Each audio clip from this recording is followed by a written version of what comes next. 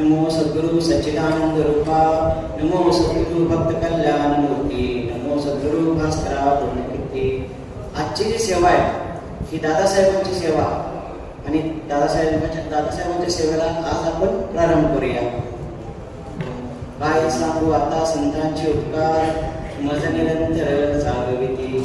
प्रस्तुत कीर्तन सेवेकरता घेतलेल्या अभंग जगद्वंद्य जगद्गुरु संत श्रेष्ठ श्री तुकोबाराय यांचा हा 4 चरणाचा अभंग असून यामध्ये संत तुकोबाराय आपल्याला संतांचे त्यांच्या जीवनातील असाधारण अनन्यसाधारण महत्व व संतांच्या बद्दल त्यांच्या असलेली कृतज्ञता व्यक्त करतात. विठ्ठल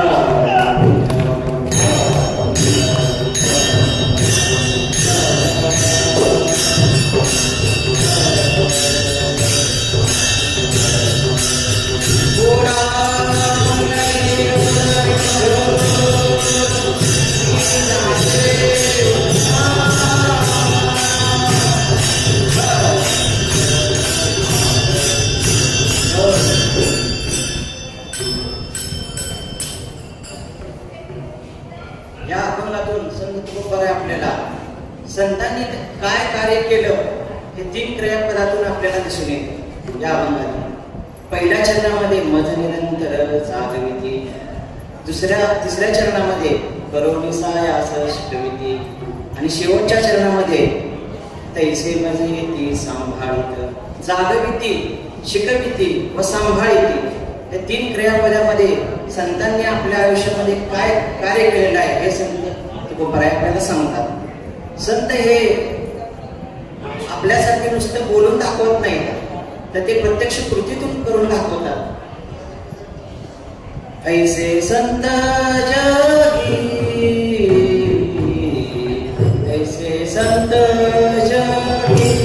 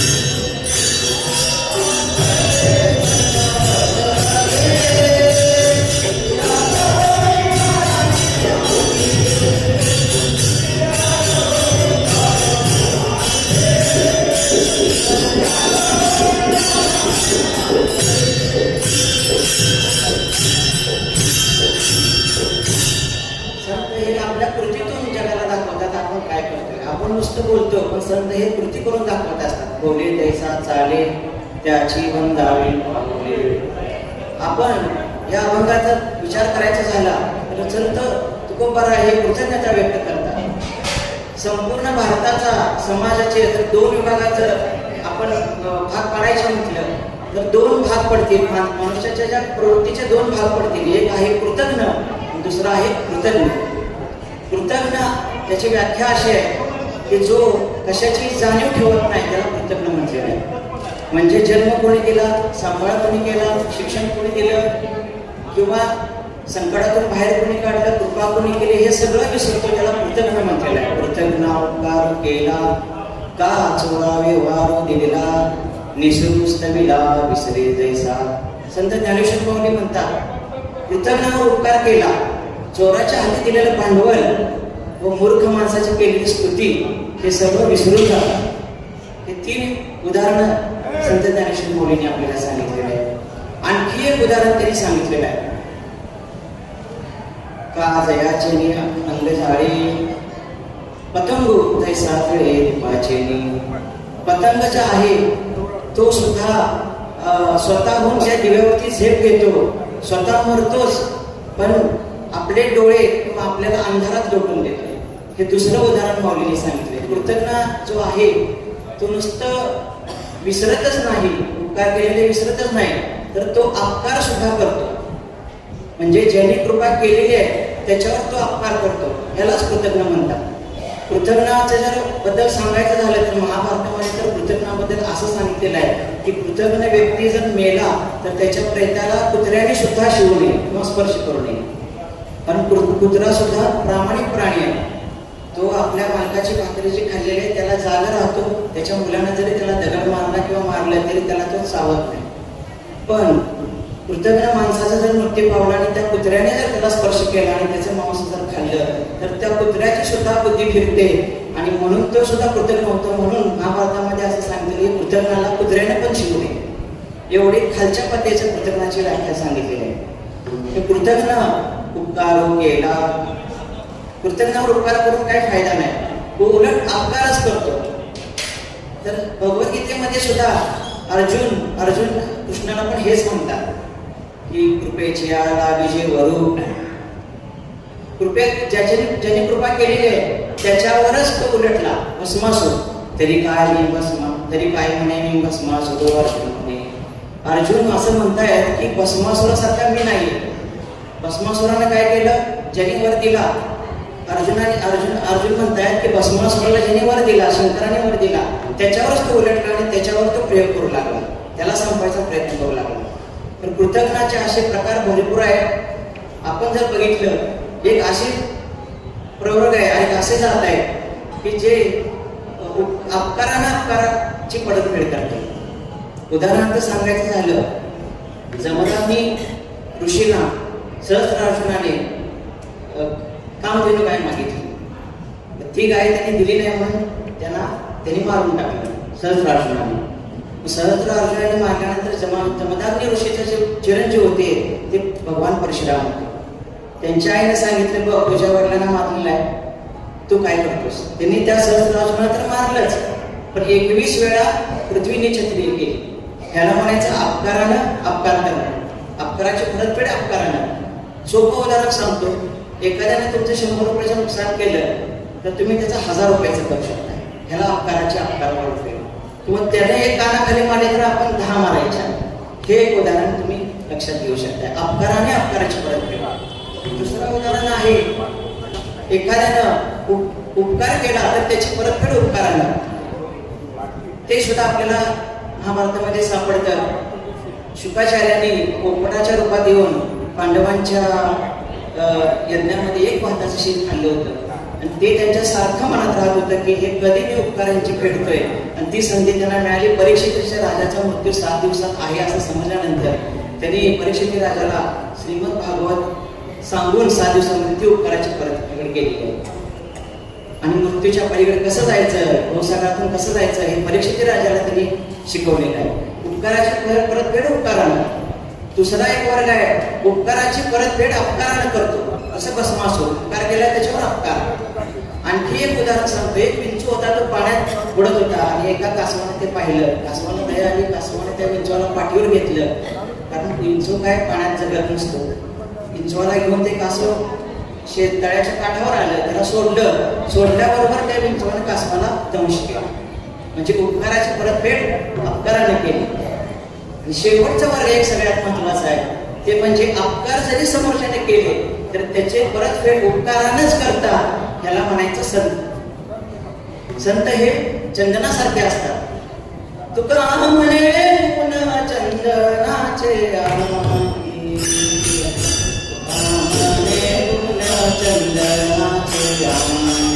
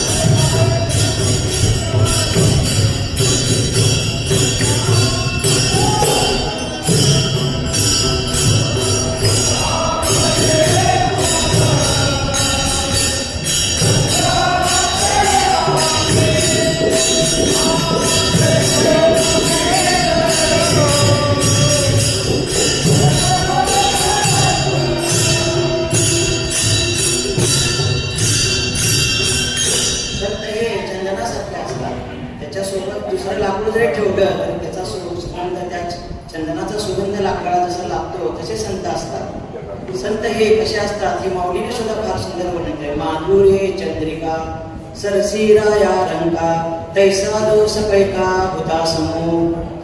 चंद्र जो आहे तो सर्वांना समान प्रकाश देतो. राजाला सुद्धा तोच प्रकाश, तेच अमृत देतो आणि एखाद्या भिकाऱ्याला सुद्धा तोच प्रकाश आणि तेच अमृत देतो. का लावणीचे आणि केली याच्यामध्ये पण हेच सांगितलेलं आहे की एखादा वृक्ष आहे, त्या वृक्षाची सुद्धा जर एखादा माणूस वृक्षतोड करत असेल आणि लावणी पण ज्याने केला असेल तर त्या दोघांना समान सावली द्यायचं काम हे वृक्ष करतात. जसे नदी आहे किंवा वृक्ष आहे असे परोपकार करण्यासारखे आहे तसे संत असतात. म्हणून तुका म्हणे गुणचंदनाचे अंगी तैसे तुम्ही जगी संत जन. संत हे उपकारच करतात. अपकार जरी केला तरी त्याच्यावर उपकारच करणारी वृत्ती संतांची असते. क्षमाची वृत्ती संतांची असते. काय सांगू आता संतांचे उपकार मज निरंतर जागृती. काय हा शब्द इथे प्रश्नवाचक आलेला नाही. प्रश्नवाचक शब्द जेव्हा उत्तराची अपेक्षा असते तेव्हा प्रश्नवाचक शब्द काय आहे. काय शब्दाचे सुद्धा अनेक वाचक आहेत. जसं आश्चर्यवाचक शब्द काय आहे, काय सांगताय काय, हे आश्चर्यवाचक झालं. किंवा आनंदवाचक सुद्धा काय हा शब्द आहे. काय दादांचे भजन, काय ते वारी, काय तो सोहळा, हे आनंदवाचक आहे. किंवा असे अनेक प्रकार आहेत. किंवा तुम्ही म्हटला की एखाद्याला विरोधाभास सुद्धा करायचा असेल तेव्हा पण काय हा शब्द येतो. अशा बऱ्याच ठिकाणी काय हा शब्द येतो. काय सांगू आता संतांचे उपकार मज निरंतर जागविती. आता उपकार जे आहे ते आपण बघितलं आणि जागविती ह्या शब्दाचा जर अर्थ पाहिला तर आता इथं आपण सगळ्यांनी काकडा आरती केलेली आहे आणि एकदम अमृतामुळे गोड अशा प्रकारचं सेवन सगळ्यांनी या काकडा आरतीचं केलेलं आहे. आता मी ह्याच्या पुढे काय सांगणार हे मलाच प्रश्न पडले. कारण दादांच्या सारखं भजन कीर्तन आणि काकडा आरती जगात कुठेही नाही असं मला तरी वाटतं. आता जे मी उभा आहे ते फक्त माझ्या वडिलांची कराशी गा देवा तुझे चरण सेवा पांडुरंगा. उपवास कारणे राखला दारवंटा केला भोगवटा आम्हा लागे. सद्गुरु दादांची कृपा आहे म्हणून मी या ठिकाणी पहिली सेवा माझी करतोय. आणि माझे जे पंजोबा होते कृष्णाबुवा, जे दादांचे निष्ठावंत वारकरी होते आणि दादांचे महिन्याची वारी करायचे आणि दादांचे निष्ठावंत टाळकरी होते, त्यांनी देह पंढरीमध्ये ठेवला, संपूर्ण आयुष्यभरात घालवलं. त्यांचे एक आशीर्वाद आहे म्हणून मी या ठिकाणी आज कीर्तन सेवेला उभा आहे. तर काय सांगू आता संतांचे उपकार मज निरंतर जागविती. काय द्यावे तासे मावे उत्तराई ठेविता पायी जीव थोडा. ठोपा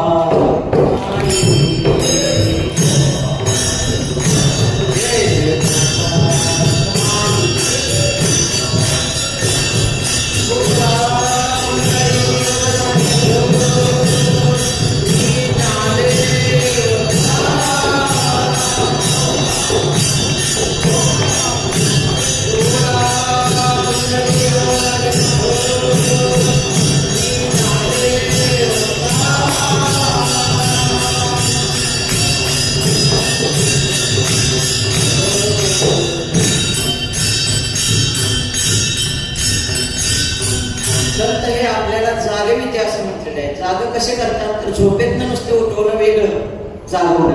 संत हे आपलं अज्ञान दूर करून ज्ञान देतात म्हणजेच जागवतात. संत हे आपल्याला ज्ञान देतात आणि मग जाग करतात. तर संत हे कुणाकुणाला जाग करतात हो? आपण काकडा आरतीमध्ये आता काकडा भजनामध्ये आपण पाहिलं. संत हे सामान्य लोकांना आपल्यासारखं आपण जाग करतात. उठा उठा सकळजन उठले नारायण, उठा उठा साधू संत साधा आपले हित, आपला हित जाईल हा नरदेह पेचा भगवंत. साधूकाला साधवांना साधूंना आणि संतांना पण जाग करतात. संतांना सुद्धा जाग करतात.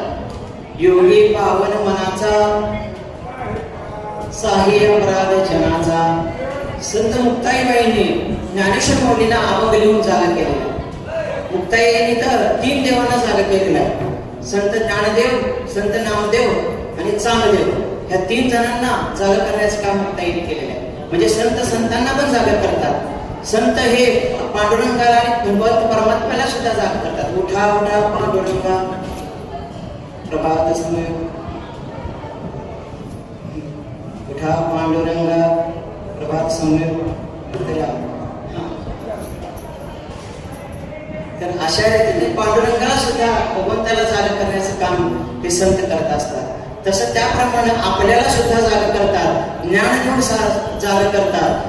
काय सांगू आता संतांचे उपकार मज निरंतर जागविती. काय द्यावे त्यासे भावे उत्तराई, ठेविता पायी जीव थोडा. संतांचे आपल्यावर अनंत उपकार आहेत असं संत तुकोबाराय आपल्याला ह्या भागातून सांगतात. किती उपकार आहेत ह्याची गणना सुद्धा करता येत नाही. हजारो जन्म जरी घेतले तरी सुद्धा हे उपकार फेडू शकत नाही असे संत तुकोबाराय आपल्याला ह्या भागातून सांगतात. तर थोडक्यात सांगायचं जर झालं संतांचे उपकार किती आहेत तर ते संत तुकोबाराय हे सांगतात की संतांच्या घरी मी पुन्हा पुन्हा जन्म घेईन आणि संतांच्याच घरी येईन. दुसऱ्या अभंगातून असं सांगतात की मी ह्या जन्मी नाही, मनुष्य म्हणून जन्माला जरी नाही आलो तरी कुत्रा होऊन का होईना पण संतांच्या घरी जन्माला येईल. वावे त्याचे द्वारे श्वान याती. आणखी एका अभंगातून असं सांगतात की कुत्रा म्हणून जरी जन्माला नाही आलो तर किडा म्हणून जरी जन्म घेतला तरी पण संतांच्या घरीच जन्माला येईल. पण मी संतांच्या घरीच जन्माला येईल आणि संतांच्या घरीच सेवा करत राहील. वावे त्याचे या होईने त्याचे द्वारे शानियाती. सेवीन उचिष्ट डोळेन अंतरणी.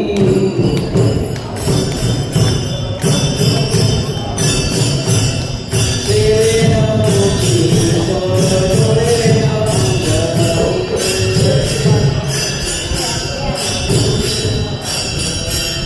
वैष्णवांचे हरी किरा, वैष्णवांचे हरी होईन किरा.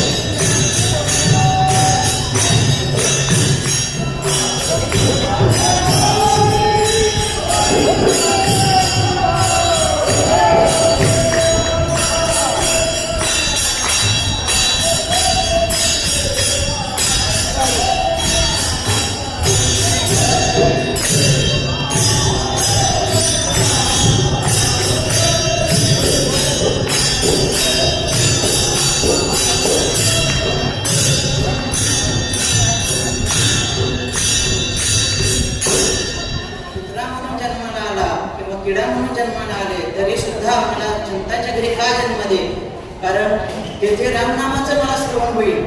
आणि संत जेव्हा अंघोळ करतील तेव्हा गंगेचं स्तवन करतील, चंद्रभागेचं स्तवन करतील, विष्णू सहस्रनाम म्हणतील आणि ते माझ्या कानावरती पडेल आणि मग माझं भाग्य उजळेल. असं संत तुकोबाराय सांगतात त्या अभंगातून की सेविन उच्चिष्ट डोळे अंगणी वैष्णवांचे नानी होईन किडा. अशा रीतीने संत तुकोबारायला लोक विचारतात की किडा व्हायला तुम्ही तयार आहे, श्वान व्हायला तयार आहे, एवढे काय उपकार तुमच्यावर आहे. तर ते संत तुकोबाराय म्हणतात की एवढे उपकार आहेत की मी ते सांगू सुद्धा शकत नाही. काय सांगू आता संतांचे उपकार, मज निरंतर जागविती. काय द्यावे तासी व्हावे उतराई, ठेविता पायी जीव थोडा. त्यांचे उपकार एवढे आहेत की त्यांचे उतराई म्हणून मी काही सुद्धा देऊ शकत नाही. हा प्राण जरी ठेवला, हा देह जरी ठेवला त्यांच्या पायाजवळ तरी सुद्धा तो अपुरा पडतो. असं संत तुकोबाराय सांगतात की त्यांची उतराई. जसं भगवंत कृष्णाला आणि बलरामला त्यांच्या संदीपानी आश्रमामध्ये ऋषींनी त्यांच्या गुरुंनी सांगितलं की गुरुदक्षिणा म्हणून काय मागितलं तर पुत्र मागितला. जो पुत्र पातळात होता तो त्यांनी आणून दिला आणि त्याची उतराई किंवा गुरुदक्षिणा दिली. त्याच प्रकारे संत तुकोबाराय सांगतात ह्याच नाही अनंत जन्मी जरी मी त्यांची उपकार फेडायचा प्रयत्न केला तरी संतांचे उपकार मी फेडू शकत नाही. काय द्यावे त्यासे व्हावे उतराई, ठेविता पायी जीव थोडा. सहज बोलणे उपदेश करुणी सायास शिकविती. काय द्यावे त्यासे व्हावे उतराई, ठेवितो हा पायी जीव थोडा.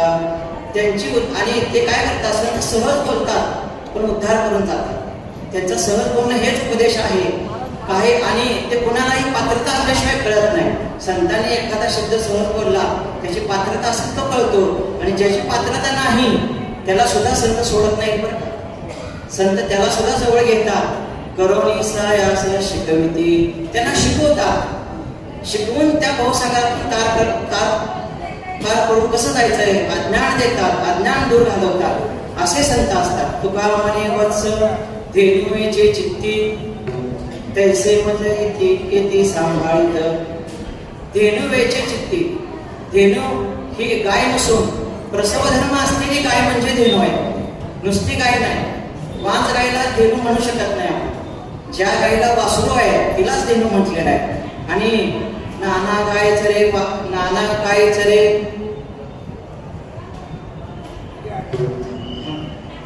म्हणजे गाय जी आहे ती संत ज्ञानेश्वर माऊली पण सांगतात की गाय आहे ती डोंगरावर चरत असते पण तिचे चित्त वासराजवळ असते. परिचित्त तिचे बांधले, वासराजवळ तिचे चित्त बांधलेलं असतं आणि ते प्रेम करते एवढं की अजिबात तिला सोडत नाही. तशा प्रकारे संत हे सुद्धा आपल्याला सांभाळतात. मज सांभाळले संती, भय निरसली संती खंती. मातेची या चित्ती, अवघी बाळकाची व्याप्ती. देह विसरे आपला, जवळी घेता स्नेहला. आई जशी मुलावर प्रेम करते त्याप्रमाणे संत आपल्याला जवळ घेतात, सांभाळ करतात आणि मग आपल्याला शिकवतात. आपण पाहिलं की 3 क्रियापद आपण पाहिली. शिकविती, सांभाळती, जागविती. तिन्ही गोष्टी करतात. आपल्याला जर पाहायचं झालं तर जागवतात कोण? ढेकणं आणि डास जागवतात पण शिकवतात का? तर शिकवत नाही. दुसरी गोष्ट बघितली तर शिक्षक आपल्याला शिकवतात पण सांभाळ करत नाही. पालक हे सुद्धा आपले जे पालक आहेत ते सुद्धा सांभाळतात पण शिकवत नाही. त्याला ज्ञान प्राप्त करण्यासाठी गुरु करून घ्यावं लागतं किंवा शाळेत जावं लागतं. पण संत हे एकच असे आहेत की ते जागवतात, शिकवतात आणि सांभाळतात. ज्ञानेश्वर माऊली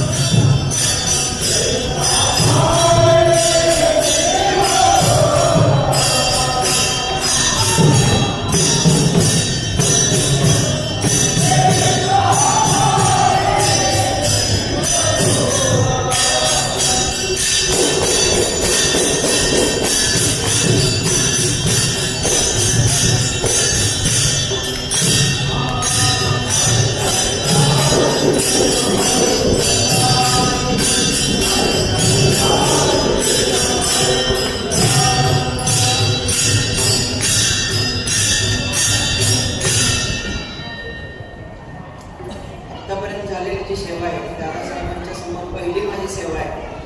जे काही चूक झाली असेल ते माफ करा आणि जे काही चांगलं आहे ते दादासाहेबांचं म्हणून स्वीकारा. पायाच्या प्रसादी काही माझ्या क्षमा करणे संकल्पे हा उपदेश तुमचे दोषेश